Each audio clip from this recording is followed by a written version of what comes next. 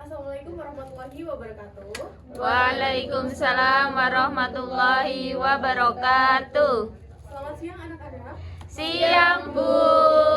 Ya, sebelum memasuki pembelajaran, kita berdoa menurut agama dan kepercayaan masing-masing ya. Berdoa dimulai. Berdoa selesai. Nah, sebelum memasuki pembelajaran, Ibu mau absensi dulu ya anak-anak. Baik, Bu. Ada yang tidak masuk hari ini? Banyak, Bu. Banyak sekali. Kenapa? Ini kelihatannya Sakit. banyak yang kosong ya. Sakit, Bu. Oke. Yang sakit siapa aja? Ada Santika, ada Devi, Silma, Nastiti. Banyak ya. Iya, Bu. Ya, Tiara kita juga doakan izin, ya, Bu. semoga teman-teman kita cepat sehat dan cepat pulih biar bisa bergabung belajar bersama kita lagi. Amin. Udah siap belum belajar hari ini? Siap, Bu. Nah, biar lebih semangat gitu ya, kita ice breaking sebentar ya. Sekarang kalian perhatiin Ibu. Kalau Ibu bilang tepuk satu, kalian tepuk. Kalau Ibu bilang tepuk sapu, kalian jangan tepuk. Ibu bilang tepuk dua, kalian tepuk dua. Ketika Ibu bilang tepuk tua, jangan tepuk. Yang tetap tepuk, nanti yang salah pasti ketahuan ya, yang nggak fokus ya. Oke, tepuk satu, dua. Kan nggak ada tepuk. Iya ada, Oh. nggak ada tepuknya, tetap yang penting tua dan sapu ya. Oke, tepuk satu, sapu, satu, dua, tua, dua. Ya, udah cukup ya. Ya anak-anak, hari ini kita akan belajar apa? Materinya? Teks hikayat. Ya. Di sini ada yang tahu nggak apa itu teks hikayat? Atau mungkin ada yang udah pernah baca teks hikayat? Cerita legenda. Bagus, Uswa. Oke, karena Uswa udah aktif, Ibu kasih reward ya. Silakan. Ini jangan dilihat harganya, tapi Terima kasih, Bu. Oke, ada lagi selain Mbak Uswa yang pernah membaca teks hikayat? Pernah, Bu. Apa, Mbak Tia boleh? Hikayat Si miskin, betul sekali. cerita tentang keajaiban gitu ya, Bu? Oh iya, Tentang betul. Jadi teks hikayat itu biasanya berisikan tentang cerita yang di luar nalar gitu ya, anak-anak. Mungkin kalian pernah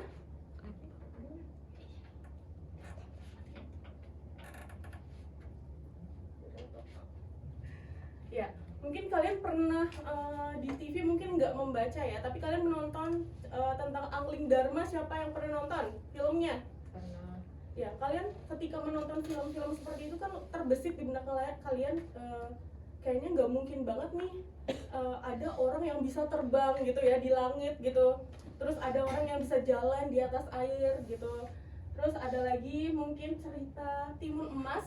Ada yang pernah tahu cerita Timun Emas? Tahu. Ya, gimana ceritanya? Ada yang tahu, bisa jelaskan? dia lahir dari timun, terus pas udah besar ini jadi sandraan raksasa. Ya, betul sekali Mbak Ike, karena sudah aktif, Ibu kasih reward. Ya, menurut kalian mungkin nggak sih seorang bayi itu lahir dari sebuah timun? Tidak. Nah, jadi cerita hikayat itu biasanya berisikan hal-hal yang seperti itu, menceritakan hal-hal yang penuh mustahil, terus juga penuh diceritakan tokoh-tokohnya itu punya kekuatan yang di luar nalar seperti itu. Nah, sebelum masuk ke materi lebih dalam, Ibu punya contoh teks hikayat. Kita bisa simak bersama ya. Ada yang punya PDF, boleh digunakan handphonenya. Ada yang punya buku Bahasa Indonesia Press yang Belum, namanya Bu. Biru PDF? Belum. Oke, belum, nanti dikirim ya. Oke. Jadi kalau yang udah punya, silahkan buka di halaman 108 ya. Di situ ada contoh teks hikayat.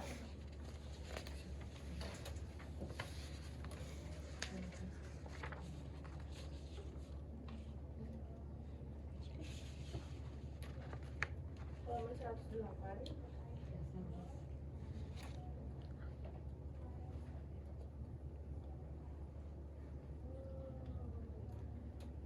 Bentar ya anak-anak. 108.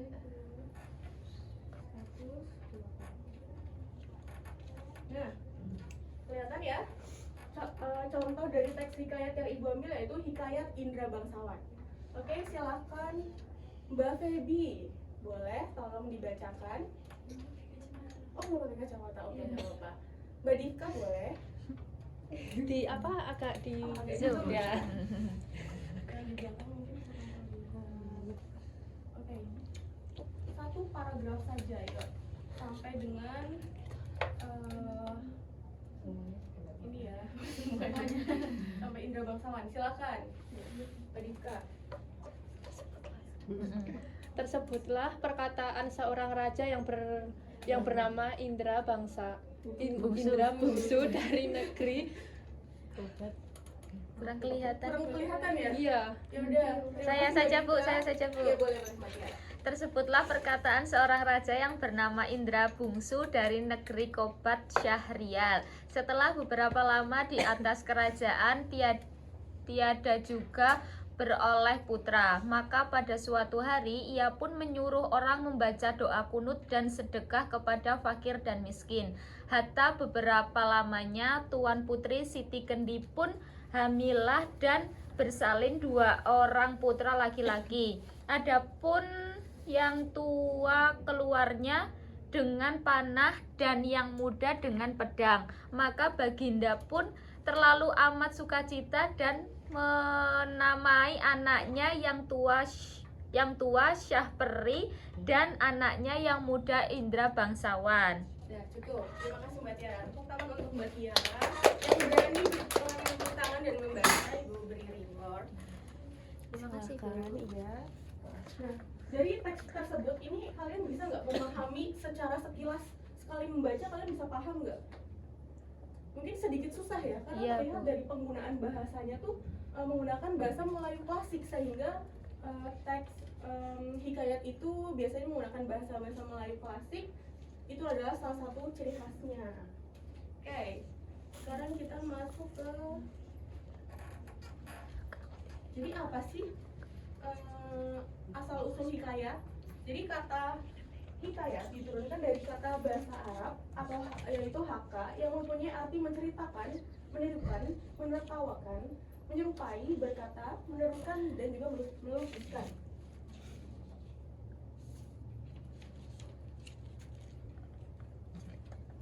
Lantas pengertian dari hikayat.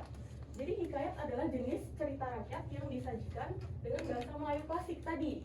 Kalian yang sudah baca contohnya, bahasanya sedikit ya berbeda dengan cerita-cerita pada biasanya kita baca, yaitu yang menonjolkan unsur penceritaan berciri kemustahilan dan kesaktian tokoh-tokohnya. Secara umum ya, hikayat merupakan karya sastra lama yang berisi cerita berupa sejarah atau roman fiktif.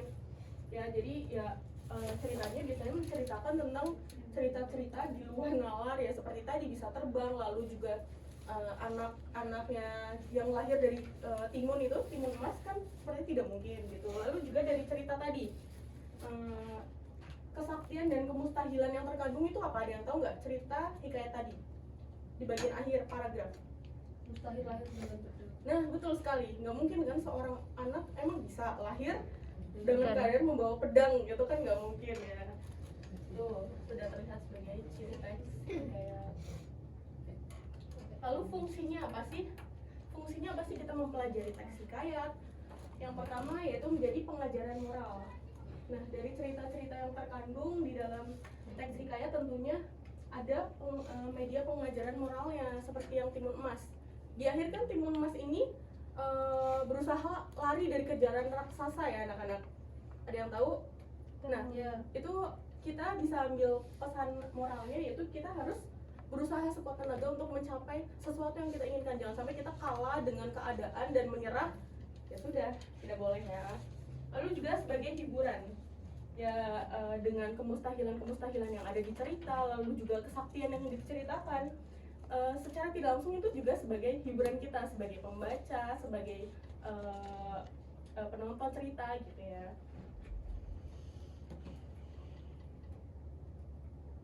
Selanjutnya, karakteristik. Ya, silakan. Waalaikumsalam. Dia tidak apa-apa.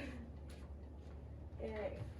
Karakteristik hikayat yang pertama, kemustahilan seperti tadi yang sudah disebutkan. Teks hikayat ini banyak mengandung kemustahilan baik dari segi bahasa maupun segi cerita. Kemustahilan berarti hal yang tidak logis atau tidak dapat diterima oleh nalar. Contohnya seperti tadi, bayi yang lahir dari pedang dan panah. Contoh lainnya yaitu seorang putri yang keluar dari gendang. Wah, gak mungkin kan? Lalu juga anonim. Hikayat bersifat anonim, artinya itu tidak tahu ya siapa penulis dari cerita tersebut. Contohnya Timun Emas, kalian tahu penulisnya? Tidak. Oke.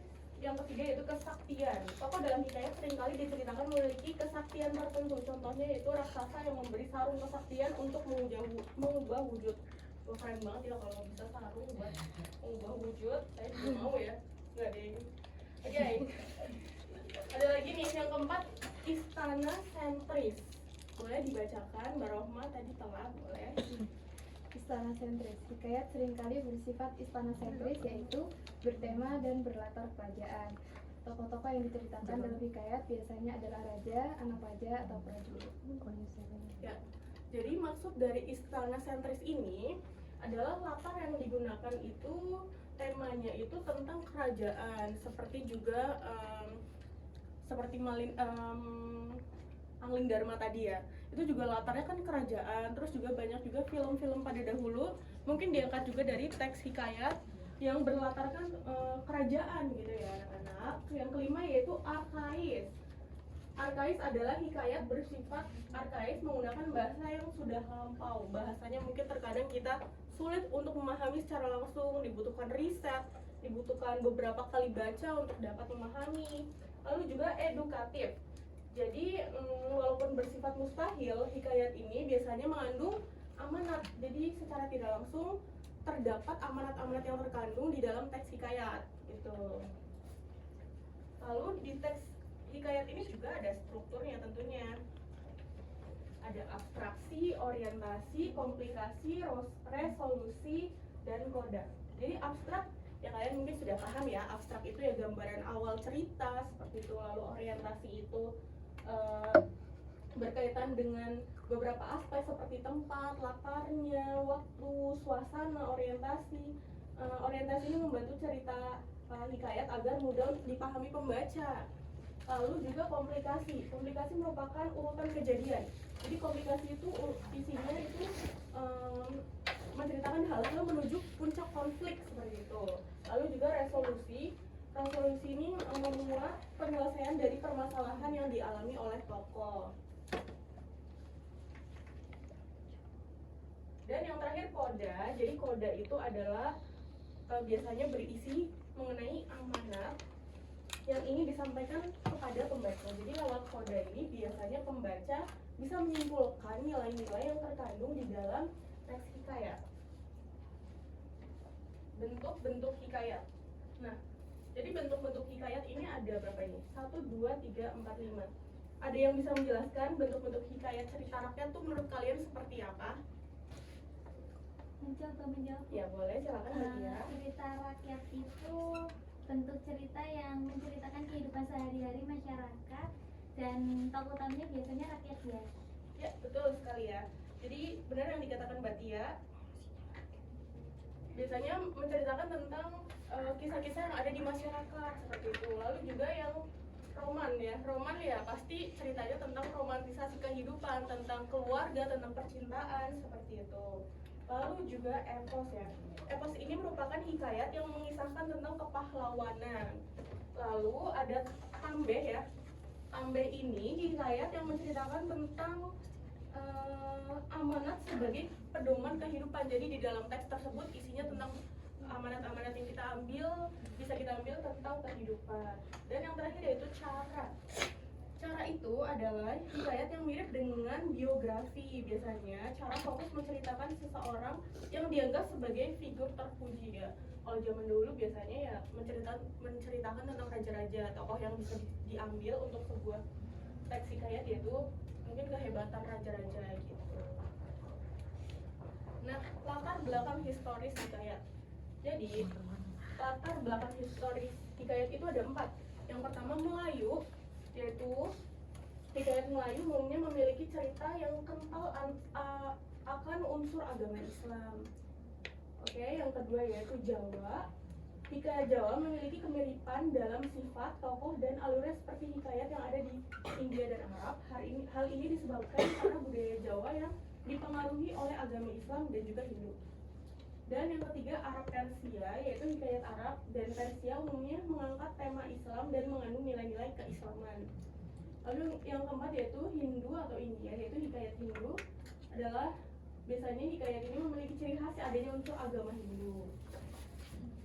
Nah, menurut kalian ini adalah contoh hikayat apa? Hikayat. Ya, betul. Termasuk yang mana? Yang epos. yang mana? Cerita rakyat, roman, epos, atau tambe atau cara? Siapa yang bisa jawab? Epos.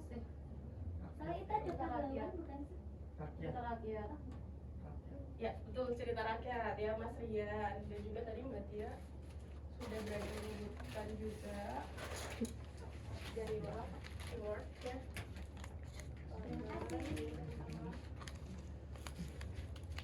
Betul. Kalau kalian ingin tahu cerita lengkapnya ya, bisa langsung ke YouTube ya, ini ada legenda asal-usul Gunung Tidar. Nah, sekarang listanya. Sekarang ibu ingin dua orang maju ya. Nanti untuk bermain kuis. Jadi yang skornya paling tinggi akan mendapatkan hadiah. Silakan dua orang, boleh, ini gampang banget kuisnya. Ibu kasih waktu setiap anak itu 30 detik untuk menjawab.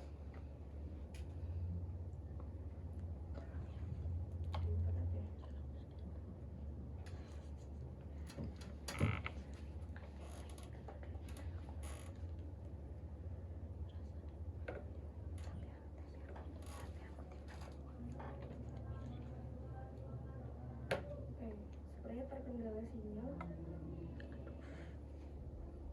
Ada yang bisa tolong hotspotin ibu sebentar?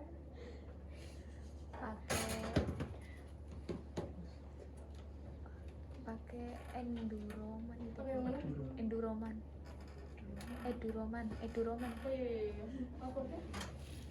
Passwordnya? Passwordnya ibu. Password dulu. Yang student itu, Bu. Dan username-nya SSO. yang SSO.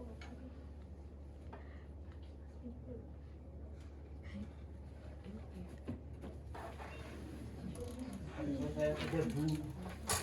Boleh. Iya.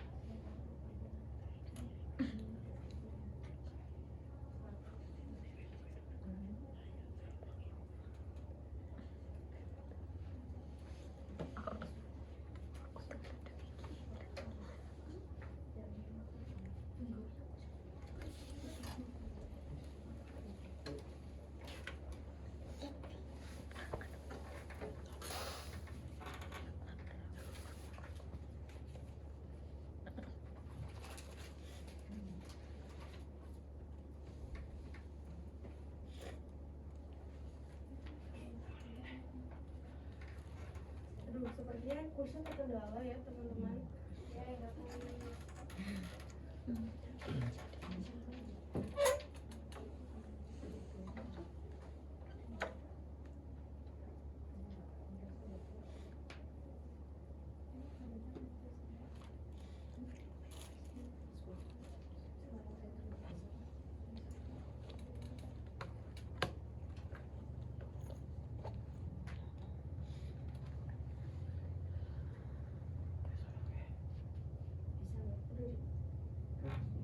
Itu udah nyambung. Di refresh dulu.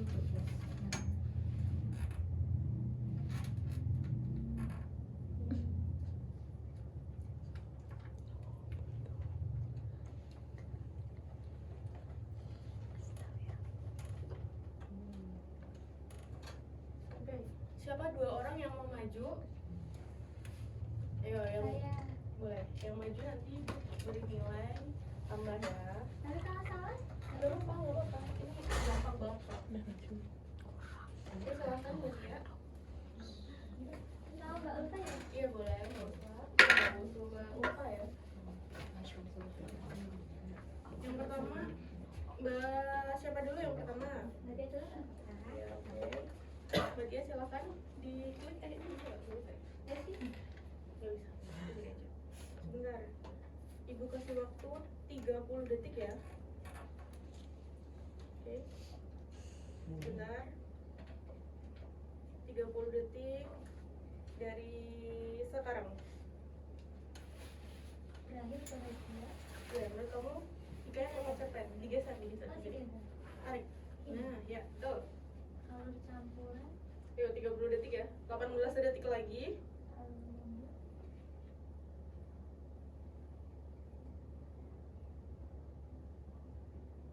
Sembilan, 8, 7, 6, 5.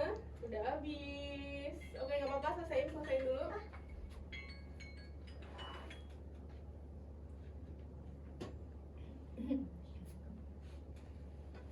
kayak mana? Lihat skornya. Wah, banyak banget yang salah ya. Oke, ini yang salah 5 ya.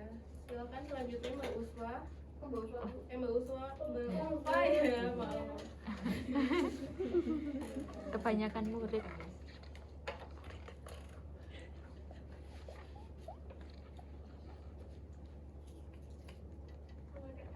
Iya sama. Ayo, tadi ingat nggak? Saya nyontek ya. Terus Mbak Tia kedua ya.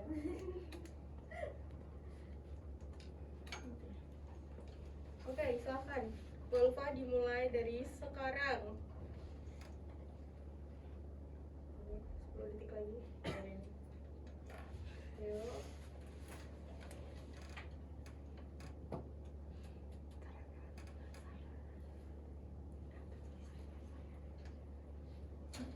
Baik, kita siapkan ya. Minta sekali lagi juga. Oke.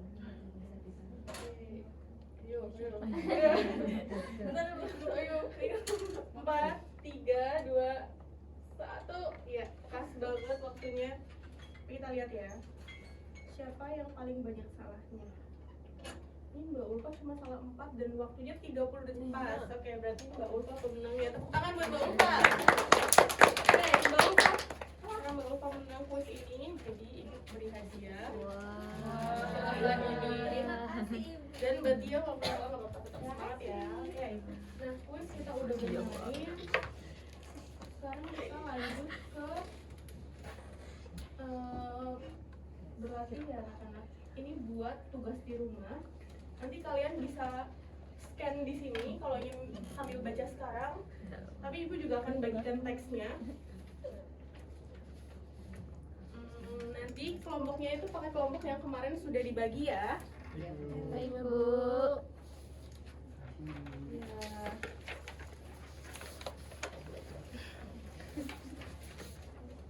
Nah, ini penugasannya kalian analisis berdasarkan struktur. Nanti kalian di rumah bisa stabilo dengan stabilo warna-warni. Kasih penjelasan di bawahnya. Stabilo warna kuning misalkan bagian apa? Bagian orientasi kah? Bagian Tadi ada komplikasi kah atau resolusi, kalian beri warna di teksnya, kalian garisi, tapi di bawah itu kalian bisa beri keterangan di baliknya atau di bawahnya sini, nggak apa-apa, sekreatif kalian. Nanti ditulisin, misalkan kuning berarti bagian apa, orientasi atau komplikasi atau resolusi. Nah, Baik, itu Bu. ada yang ingin ditanyakan. Kelompoknya Kelompoknya menggunakan kelompok yang kemarin atau ingin diulang, diacak? diacak lagi aja, Bu.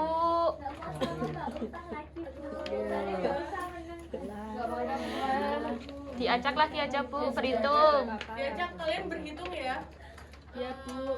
Satu kelompok 3 orang ya. Satu kelompok 3 orang berhitung dari 3, 2, 1. Oke, dimulai dari Mbak Uswa. 2 2 1 Dua. 1 Tiga. 1 Tiga. 2 1 Oke, udah diacak ya. Jadi sesuai dengan angka yang tadi sudah disebutkan. Minggu depan dikumpulkan ke ibu dan kita bahas sama-sama di kelas ya anak-anak. Baik, Bu. Oke, dari penjelasan tadi ada yang bisa merangkum? saya tuh. Silakan Mbak Ulfa. Jadi kita belajar apa aja? Jadi hari ini kita mau pelajari mengenai teks hikayat. Teks Ya. hikayat itu merupakan cerita rakyat yang ceritanya itu penceritanya mengenai kemustahilan atau kesaktian para tokoh-tokohnya. Ya, Kemudian betul. strukturnya ada abstraksi, orientasi, komplikasi, evaluasi, Resolusi. resolusi, dan kerja. Ya, Kemudian betul. latar belakang histori hikayat itu ada Melayu, Jawa, Arab Persia, dan Hindu. Ya, betul. Kemudian ciri-ciri hikayat ada istana sentris, anonim, kemustahilan, dan kesaktian. Dan fungsi teks hikayat sendiri yang pertama sebagai hiburan, yang kedua sebagai pembelajaran nilai moral. Wah, tepuk tangan untuk Mbak Ulfa. Sangat luar biasa karena Mbak Ulfa sudah berani menyimpulkan pembelajaran hari ini. Ibu beri reward lagi, silahkan. Wah. Oke, mungkin hari ini kita cukupkan pembelajaran pada hari ini. Kalian mungkin yang masih ingin mengetahui tentang teks hikayat, kalian bisa baca-baca di rumah tentang teks hikayat yang ada di Indonesia, di Pulau Jawa, dimanapun kalian bisa baca. Untuk itu, Ibu akhiri pembelajaran pada hari ini. Terima kasih untuk kalian semua yang sudah hadir dan semangat untuk belajar hari ini. Ibu harap pertemuan selanjutnya kita semua bisa berkumpul kembali dalam keadaan sehat walafiat. Tetap Amin. jaga kesehatan dan selalu semangat. Terima kasih. Wassalamualaikum warahmatullahi wabarakatuh. Waalaikumsalam warahmatullahi wabarakatuh. Terima kasih, Bu. Sama-sama.